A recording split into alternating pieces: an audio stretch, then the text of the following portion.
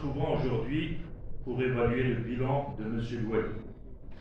Et vu l'importance de ce bilan, il ne doit pas être considéré comme un exercice bureaucratique ou une simple formalité réglementaire, mais comme le miroir de la réalité vécue par les citoyens. Mais avant, je dois signaler quelques problèmes spécifiques qui, au demeurant, font partie de ce même bilan. Direction des transports, un cas d'école de l'injustice et un cas d'absurdité administrative. La station de taxi de Blidouel est un cimetière économique et un désert aménagé. Plus personne n'y va pour être transporté. Cette situation, M. Louali, cette station est située hors de la ville de Tizi Ouzou. Elle est désertée par les voyageurs qui privilégient naturellement la gare multimodale. Sur 95 chauffeurs de taxi, il n'en reste que 15. 80 transporteurs ont été poussés à l'abandon, ruinés par une décision qui défie toute logique économique. Des questions doivent être posées. Pourquoi ce traitement d'exception pour les chauffeurs de taxi désoissifs?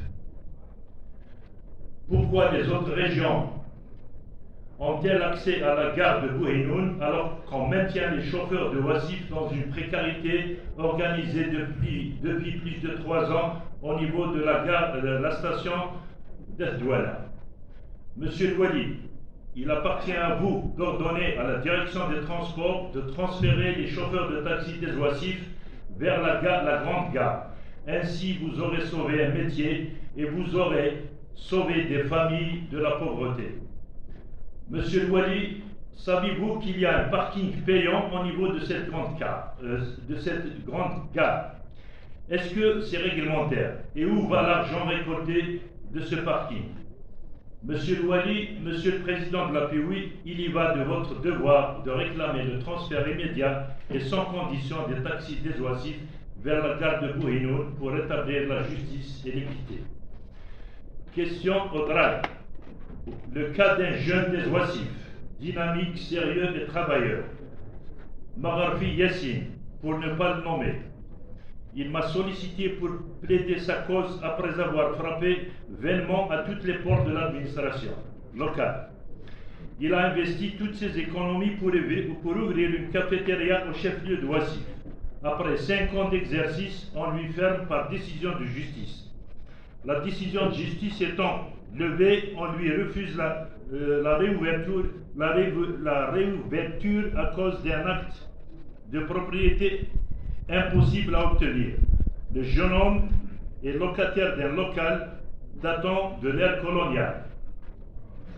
Alors que tous les commerçants avoisinants exercent sans problème, une dérogation a été décidée par M. Doumi, ex-wali de Tizi Ouzou, pour permettre aux cafetiers d'exercer en attendant de régulariser les actes de propriété. Vous savez que pour obtenir un acte de propriété à Tizi Ouzou, auprès de l'agence foncière de Tizi Ouzou, il faut minimum 2 ans, et ce pour des causes que vous connaissez très bien, manque de personnel, exiguïté des bureaux, etc. Alors ce jeune, Magharfi Yassine, il a 3 solutions. Soit partir à l'étranger en haraga, mais il n'a plus d'argent puisqu'il a investi dans la cafétéria. Soit il va devenir voleur, mais il ne peut pas parce que c'est un citoyen honnête. Soit il va se suicider, mais je le lui ai déconseillé.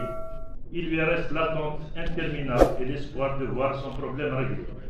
Je vous conjure, Monsieur Louali, de vous pencher sérieusement sur ce problème, de reconduire la dérogation afin de lui permettre de travailler et à travers lui de régler tous les problèmes des autres jeunes qui sont dans la même situation et qui veulent travailler en Algérie.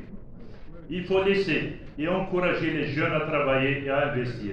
C'est la moindre des actions que peut faire un État pour sa population.